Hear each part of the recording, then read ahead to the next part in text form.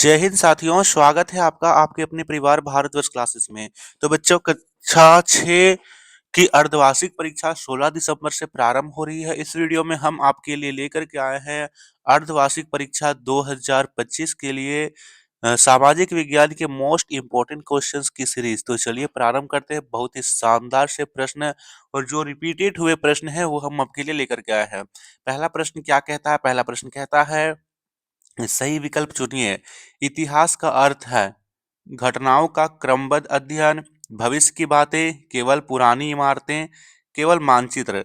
यहाँ पे सही उत्तर क्या हो जाएगा? बच्चा, यहाँ पर सही उत्तर हो जाएगा इतिहास घटनाओं का क्रमबद्ध अध्ययन। घटनाओं का क्रमबद्ध अध्ययन हम इतिहास के अंतर्गत करते हैं, यानी कि जो भी घटनाएं हो रही है उसका हम क्रमबद्ध अध्ययन, ठीक है, उसका हम क्रमबद्ध अध्ययन जो है इतिहास में करते हैं। तो यहाँ पर ऑप्शन नंबर ए हमारा सही उत्तर हैगा। अगला प्रश्न पूछा गया है, अक्षांश रेखाएं किस दिशा में खींची जाती है? उत्तर से दक्षिण, पूर्व से पश्चिम, तिरछी या कोई नहीं। देखिए, ग्लोब पर दो प्रकार की काल्पनिक रेखाएं होती है।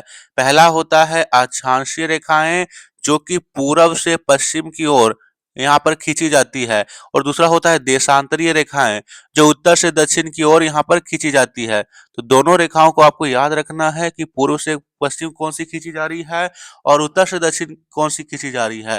यानी कि जो पड़ी हुई रेखा है उसको अक्षांशीय रेखा कहते हैं, और जो खड़ी रेखा है उसको देशांतरीय रेखा कहते हैं। इस प्रश्न का सही उत्तर बी होगा। पूर्व से पश्चिम की ओर खींची जाने वाली काल्पनिक रेखाओं को अक्षांश रेखा कहते हैं। अगला प्रश्न है, पंचायत राज की संस्था। पंचायत राज संस्था की पहली इकाई है नगर निगम, पंचायत समिति, ग्राम पंचायत या जिला परिषद। बताइए इस प्रश्न का सही उत्तर क्या होगा बच्चा? इस प्रश्न का सही उत्तर क्या होगा? प्रश्न पूछा गया है आपसे, पंचायती राज संस्था की पहली इकाई क्या है?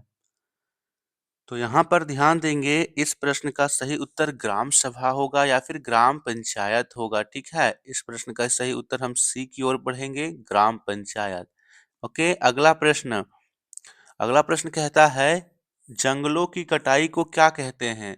जंगलों की कटाई को क्या कहते हैं? ऑप्शन दिया गया है, बहुत ही यहाँ पे शानदार और थोड़ा सा घुमा करके यहाँ पर ऑप्शन भी दिया गया है। कहता है, जंगलों की कटाई को क्या कहते हैं? वनीकरण, वनों की कटाई, मरुस्थलीकरण या जल संरक्षण। बताइए इस प्रश्न का उत्तर क्या हो जाएगा? इस प्रश्न का उत्तर क्या हो जाएगा? बिल्कुल साथियों, इसी तरह के प्रश्न आपके एग्जाम में भी रहने वाले हैं। तो इसको हम लोग बोलते हैं वनों की कटाई। ठीक है, जंगल की कटाई या वनों की कटाई या फिर डिफोरेस्ट्रेशन, इसको इंग्लिश में आपको देख लीजिएगा, डिफोरेस्ट्रेशन कहते हैं। नेक्स्ट क्वेश्चन है, हमारा संविधान कब लागू हुआ? हमारा जो संविधान है वो कब लागू हुआ था आपको बतलाना है। 15 अगस्त 1947, 26 जनवरी 1950, 2 अक्टूबर 1950 या 26 नवंबर 1949। सही उत्तर होगा 26 जनवरी 1950 को हमारा संविधान लागू हुआ। इसी दिन से हम गणतंत्र दिवस यानी कि रिपब्लिक डे सेलिब्रेट करते हैं। अगला प्रश्न है, पृथ्वी का आकार है। पृथ्वी का आकार आपको बताना है। विकल्प दिया गया है, गोल, चपटा गोलाभ, चौकोर या त्रिकोण।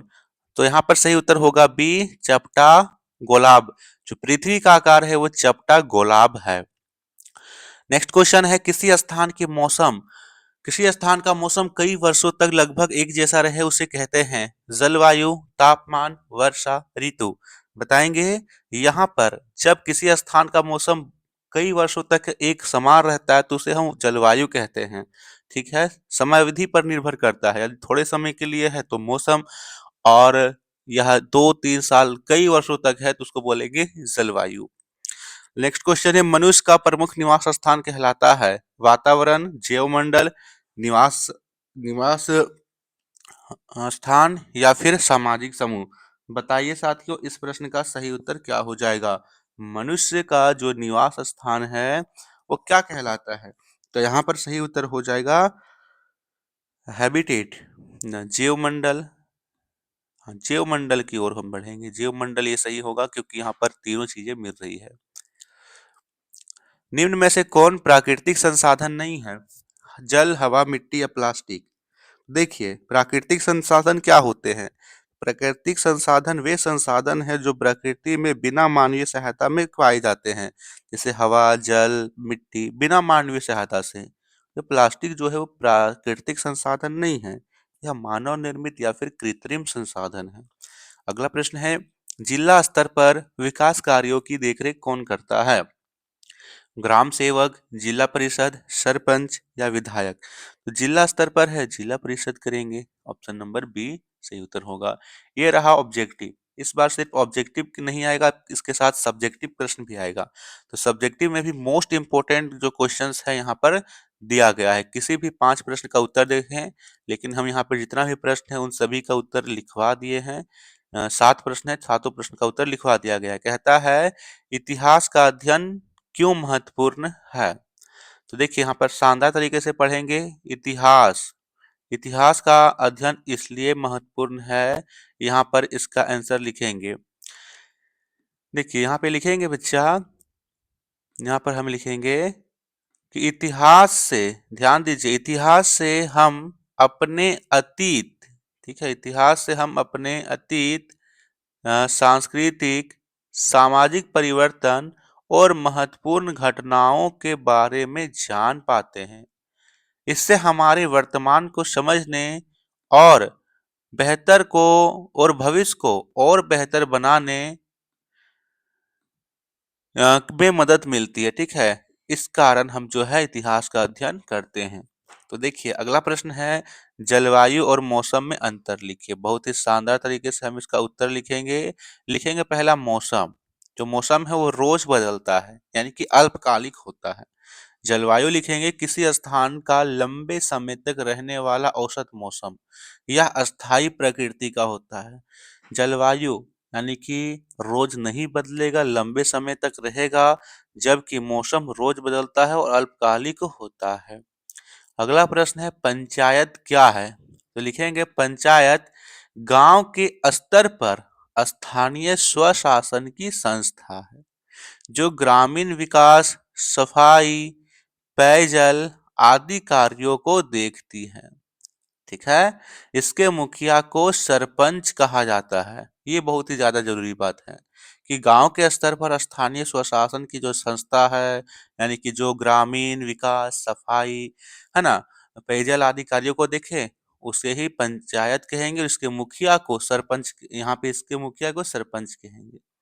अगला प्रश्न है, पृथ्वी के घूमने से क्या परिणाम होते हैं? इसका आंसर लिखेंगे कि पृथ्वी के घूर्णन से दिन और रात बनते हैं तथा समय का निर्धारण होता है। दोनों चीजें इससे हो रही है। पांचवा प्रश्न है, प्राकृतिक संसाधन क्या होते हैं? उदाहरण दीजिए। उत्तर होगा, प्रकृति से प्राप्त वे सभी पदार्थ प्राकृतिक संसाधन कहलाते हैं। प्रकृति से पदार्थ जो प्राप्त हो रहे हैं उसे ही प्राकृतिक संसाधन कहलेंगे। उदाहरण, जल, वायु, मिट्टी, खनिज, जंगल आदि। छठा प्रश्न है, नागरिकों के मौलिक अधिकार क्या होते हैं? लिखेंगे, संविधान द्वारा दिए गए ऐसे अधिकार जिसे कोई छीन नहीं सकता, जैसे समानता का अधिकार, स्वतंत्रता का अधिकार, शिक्षण का अधिकार, धर्म की स्वतंत्रता आदि। अगला है कि मानचित्र क्यों महत्वपूर्ण है? लिखेंगे कि मानचित्र किसी देश, राज्य या विश्व की भौगोलिक जानकारी को सरल तरीके से दिखाते हैं। इनके द्वारा दिशा, दूरी, स्थल रूप आदि को समझना आसान होता है। तो ये था साथियों मोस्ट इंपोर्टेंट क्वेश्चंस का सेट 1 कक्षा 6 अर्धवार्षिक परीक्षा के लिए। और भी विषय की जो इंपॉर्टेंट क्वेश्चंस हैं जल्दी ही अपलोड होगी, तब तक के लिए आप जुड़े रहेंगे, सब्सक्राइब कर देंगे। धन्यवाद। जोहार, जय हिंद।